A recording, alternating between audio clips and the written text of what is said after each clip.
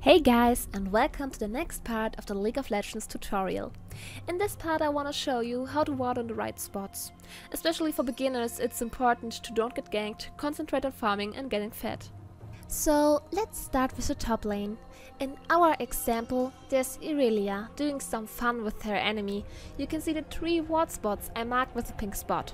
First of all, I have to say you should always have at least 1 ward on top lane. Next lane we want to talk about is mid lane.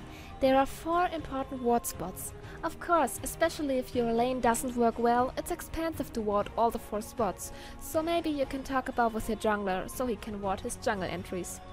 But at least you need the wards at the river, just because you can't get ganked by the enemy jungler.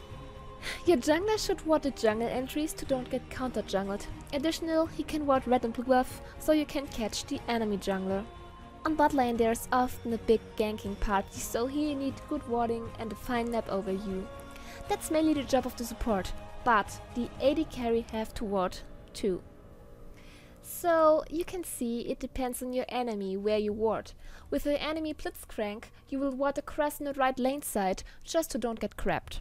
If you dominate your lane, the jungler will maybe babysit the bot lane, so you should ward the tree bush. Here are, last but not least, some additional warding spots which are important, but depending on how the game is working. This was the second part of my tutorial series. I am seriously sorry for my bad pronunciation, but I got a lot of requests for doing this tutorial in English.